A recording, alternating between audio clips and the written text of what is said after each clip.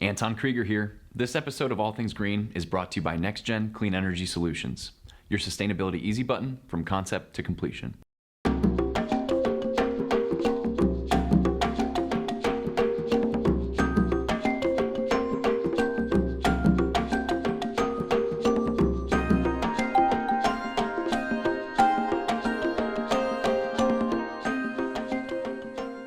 Welcome to All Things Green. I'm Anton, and today I'm joined by a very special guest. Aidan Meany is a champion of sustainable fashion through his business, Found Surface, and work with the Ohio's Fibershed Initiative. Aidan, thank you so much for being here today. Thank you for having me. I'm stoked. You're a young guy, you're from the Cleveland area, and you started some of your fashion and sewing and all that kind of stuff right here in Ignatius, Ohio, not just a few blocks from here. I did, yeah. So I grew up in Lakewood, and I went to St. Ignatius, which is just down the street. Sewing was an early thing in my life, so I got taught by my grandmother, primarily for chores. It was like not a fun thing as when it was first introduced to me. So Grandma made you do chores? Yes. Like yeah. sewing clothes? So she was really mad that there was no more home ec taught in school. So we all called her Nan growing up, right? So it was Nanek. It was like over the weekends we'd go over there and it'd be wood shop with Nan, and yeah, It was wild. So very hands-on. Yeah. And you settled on sewing, not wood shop. I did. It took me a while. Like 14, 15, I started getting into it. I realized it as an art form. I started doing fine art for several years, just doing classes as a kid, and then realized, I can draw, have fun with that, and then go see that further and make something out of it through clothing. And that was just the first medium I really ran with. Yeah.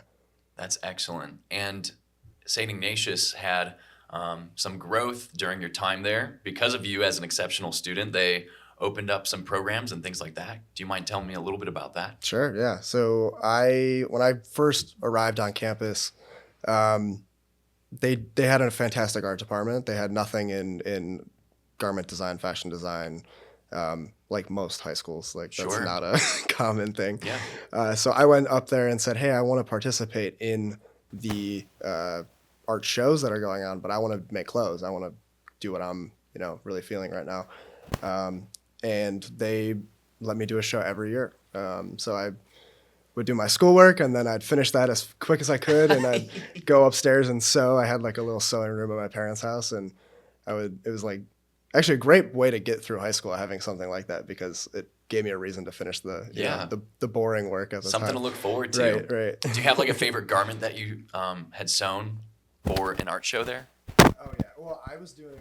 It got to a point where in my junior year I was doing 50-piece collections and doing footwear and tons of stuff at 16, which was pretty a lot of work. So I made a lot of, in terms of volume, I made a lot of stuff actually by hand then. So there's too many I love them all, but definitely love the first piece I ever made with my grandmother. When I went to her and said, hey, I actually want to make clothes, she was shocked, right? Because it was a chore, it wasn't fun. I'd show up when I had to and leave when I could, and then I called her one day and said, I want to make clothes, and she was blown away. So wow. Yeah. So that piece is probably, in the Hall of Fame for sure. It's not an overstatement to say that you're a protege. You started up a few companies since being in high school. Tell me a little bit about Found Surface. Yeah, so Found Surface is a company I started during the pandemic, actually, in 2020. Started while I was in college at Syracuse University, sitting back, online student, realizing how little we make here, seeing all of the news and headlines and stuff on social media about where's my toilet paper, where are all these core needs, right? Yeah. And that just put that was the light bulb moment, realizing, hey, we don't do anything here. We don't make anything here. We do a lot here. Sorry. Mm-hmm. But there's a real need to invest in manufacturing. We offshored a lot of it, and pandemic was a real catalyst moment in realizing maybe we should have a little bit here. Tell me a little bit about the right way to produce clothing versus the wrong way, so to speak, or the most sustainable option for clothing yourself. Yeah, so I feel like I have pretty high standards because it's my everyday. That's cool. I want to hear your high standards. I want to get on Aidan Meany's standards. Good.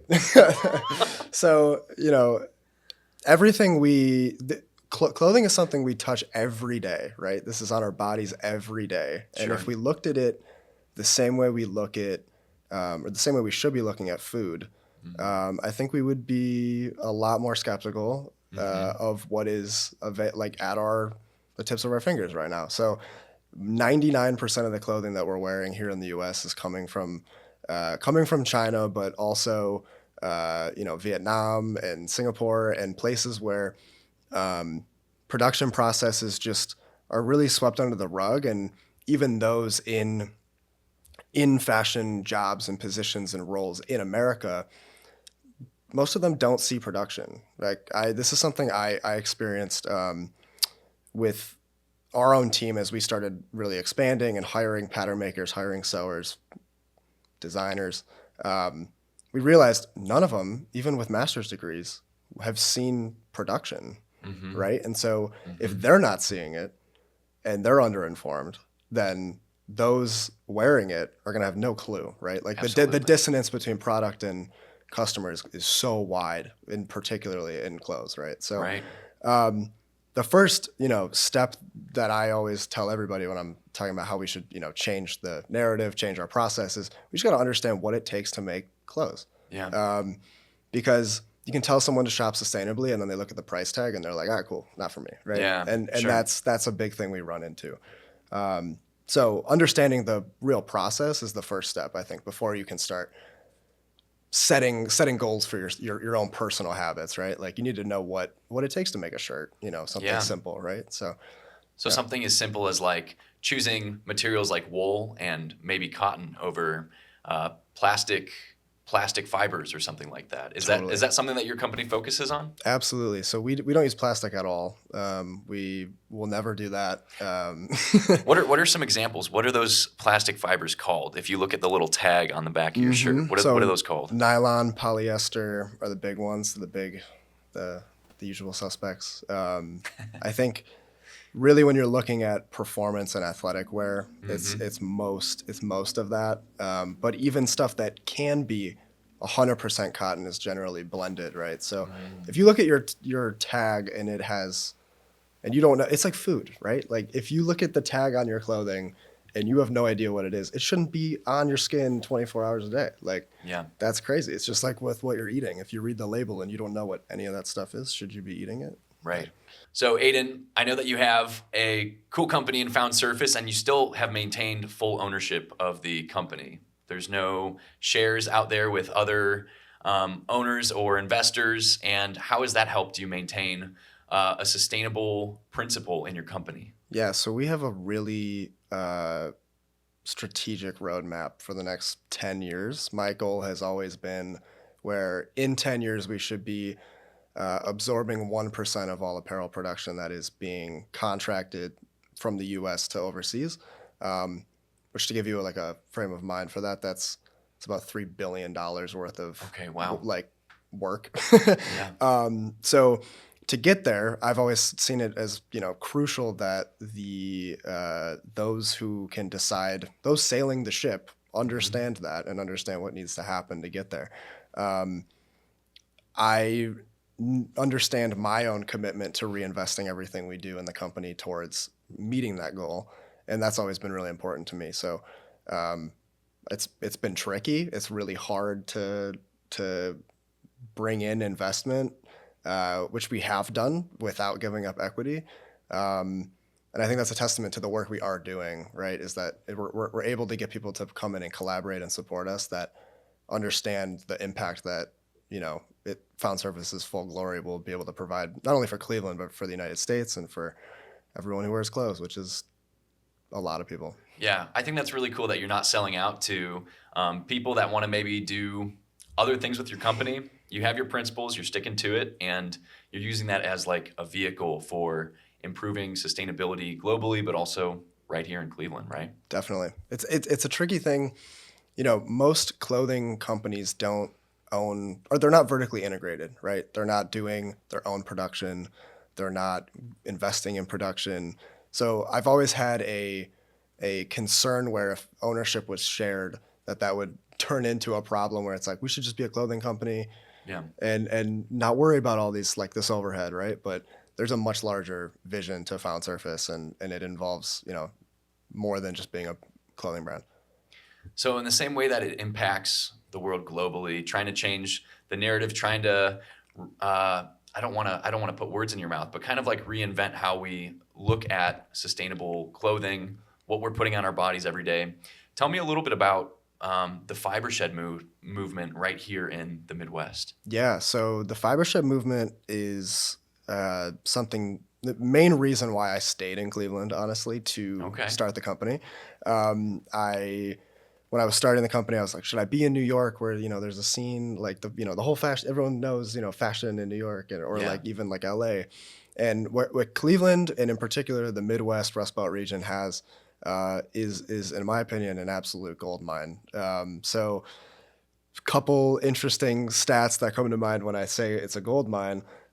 We have the most alpaca per square foot than any state in the United States, which is absurd. More than anywhere in this entire country, we have a completely circular, regenerative source of fiber for apparel.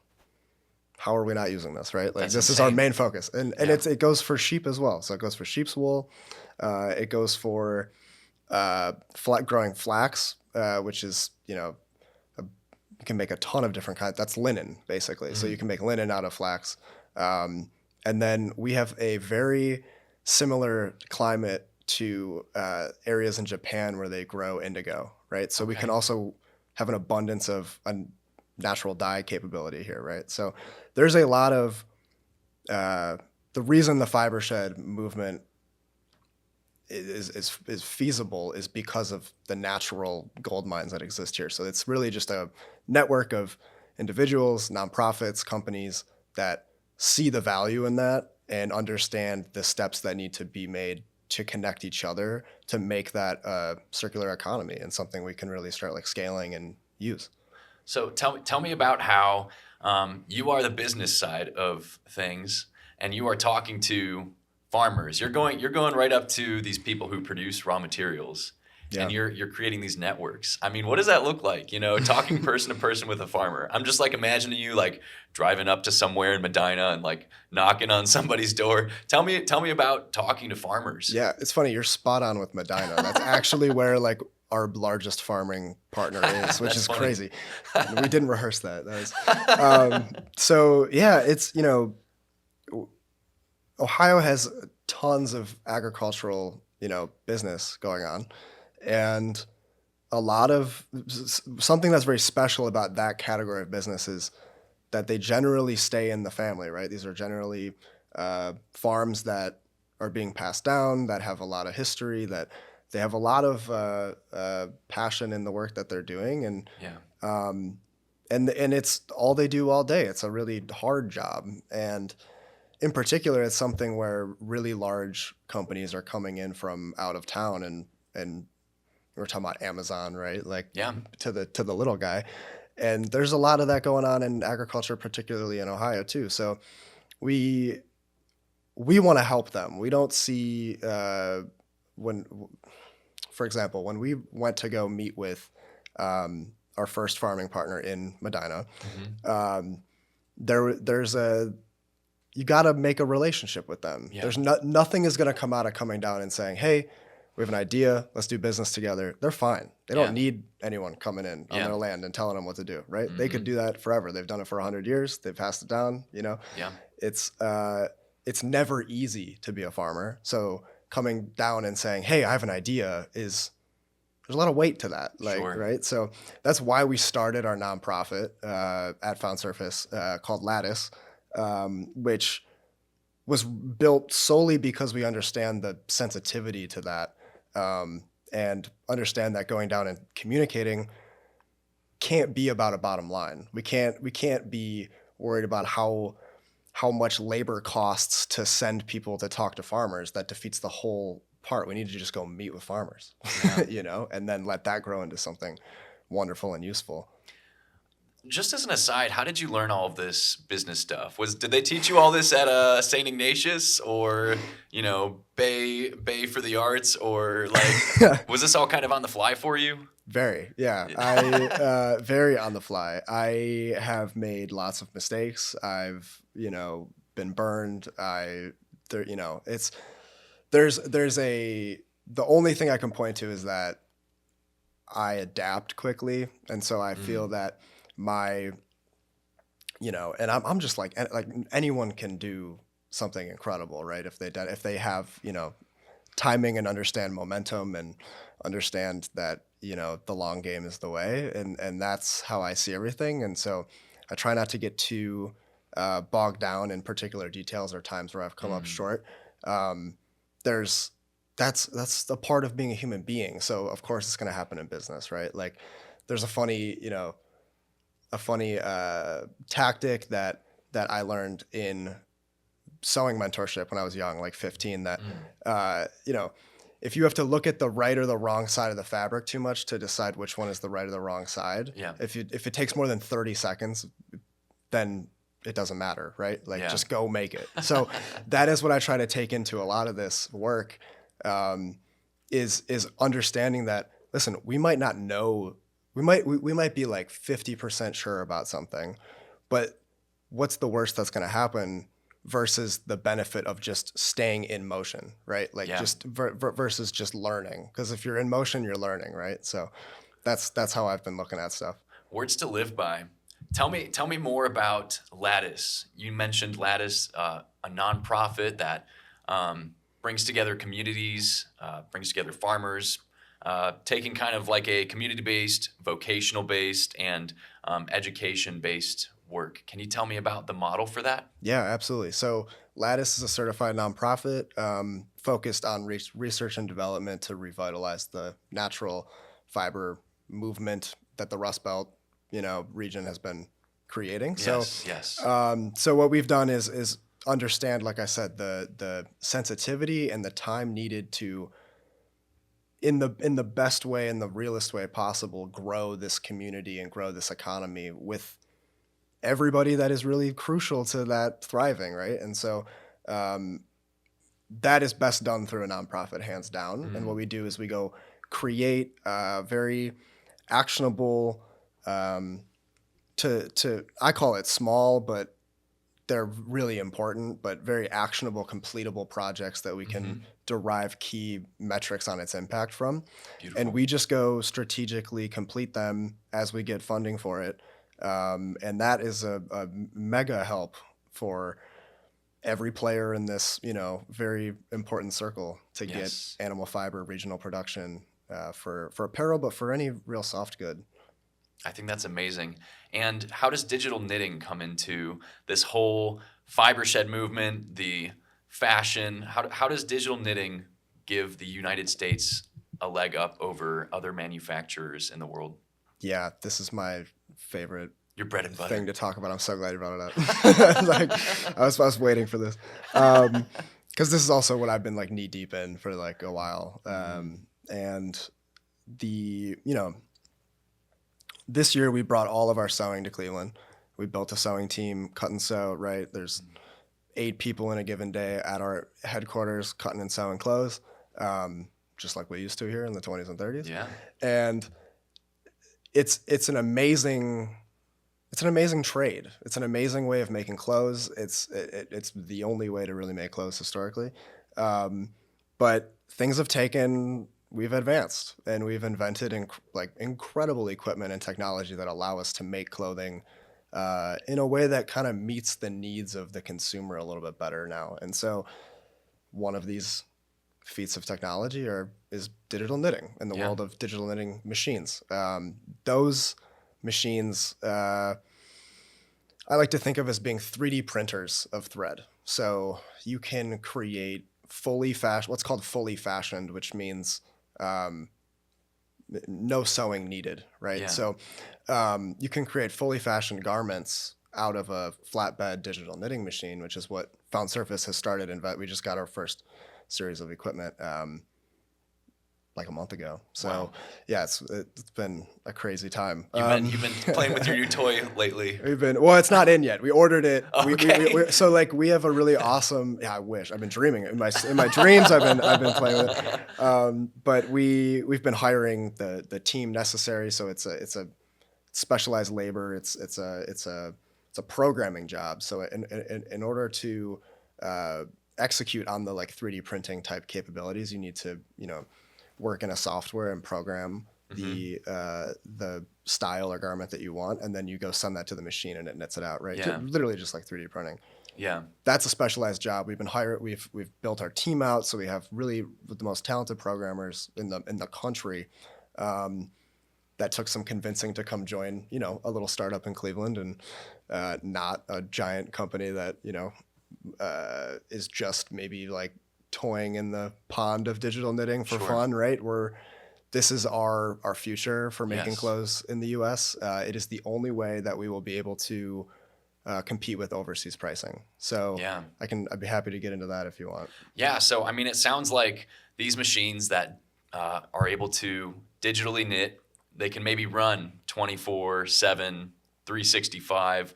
And that's a lot. That's going to maybe help you overcome producers like China that are paying people, maybe not the greatest wages, Absolutely. but paying people to do the sewing. Is that? Yeah, totally. So there's we have a path here towards scalable production that does not break the bank for the consumer and actually significantly improves the quality and lifespan of the garment. So what we're doing right now is it is abundantly clear that we can increase the quality of raw material. So use the highest quality cotton or the highest quality wool or alpaca, like the most sustainable, durable threads we can get our hands on here in the U.S.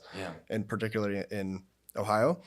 And we can do that and keep the cost at what's familiar because you only need one tech to run about 7 or 10 of these machines. And just like you said, these machines can run all day long. You don't need to be paying a sewer $23 an hour to make your shirt, which T-shirts take hours to make. Like Really? Yeah, like a T-shirt, like a simple T-shirt is from start to finish, from cutting to you're done sewing this thing is maybe on a good day, like in a day you can do like. I'm embarrassed that I didn't know that. That's like, kind of insane.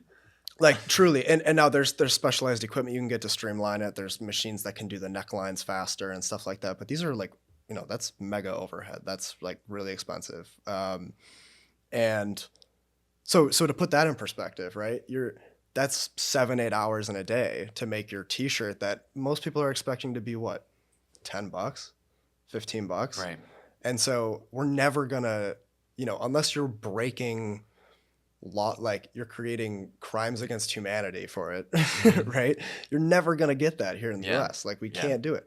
So these machines are now you have to pay one person. You gotta pay them more, specialized job. They have a master's degree in it, but you can have 10 of these things cranking away at almost anything you want. And the key is zero waste. Yeah. So it's knitting out just what you need. There's amazing. no cutting waste. So it eliminates an entire step of normal production, so it makes it faster, but it also deletes the waste generated from that step at the same time. That's super. Yeah. And your company is all about fashion that's going to look cool in 100 years. It doesn't look like a hand-me-down, but it's something that you'll want to hand down. Right. I mean, this is everyday wear, cool stuff, unisex clothing. I know that you plugged your store right down the way here, down the way here. Right, literally like a block away. Yeah. We'll have to stop in. But Aidan, I really admire how you've started a nonprofit, you've started a business, you've taken the principles of sustainability, and you're using it as a vehicle to improve the community. You're using it as a vehicle to change the conversation about fashion globally and create jobs right here in Cleveland, Ohio. What would you give as a call to action for somebody who is a Gen Z or a millennial that's looking to make their mark in sustainability? Yeah, easy. It's know your neighbor and participate in the community you're in. Easy. We've been a lot of efforts to fragment our idea of community and fragment our idea of living in a neighborhood and really only caring about your digital footprint and what your presence is digitally, and that's great. There's fun. Like, I'm not saying give up Instagram, but I am saying that we should know who's around us. There's a lot of interesting opportunities in the people that are just right around. I mean, like, I had no idea you guys were a block away from our store, right? Yeah. And so, but the way that we met is you came out to a real life event that I was speaking at, and now we're here doing this, right? So like, that didn't happen through like a stranger trying to throw in a Hail Mary in the DMs. Yeah, it doesn't, right? It doesn't happen without putting the effort in. Right. And you just don't get to, we've talked about working with farmers and establishing these crucial relationships, and it's all comes down to communication, and we need to learn how to communicate in several ways, which should be multifaceted in our way to communicate with each other, for sure. Yeah. I think that's a beautiful thing. Aidan, thank you so much for talking all things green with me today. Is there anybody that you'd like to plug to the audience? Yeah, definitely. So I'd love to shout out our store, the Impossible Art Store, West 29th in Detroit and Cleveland. It's where you can discover really what the creative scene here looks like. We highlight tons of artists. You can also follow Found Surface on Instagram at Found Surface. And we post all of our information and process on our website as well, just foundsurface.com. If you'd like to stay connected with the show, be sure to follow us on TikTok at ATG Show. And if you'd like to rewatch full episodes, check out our YouTube channel, All Things Green Show.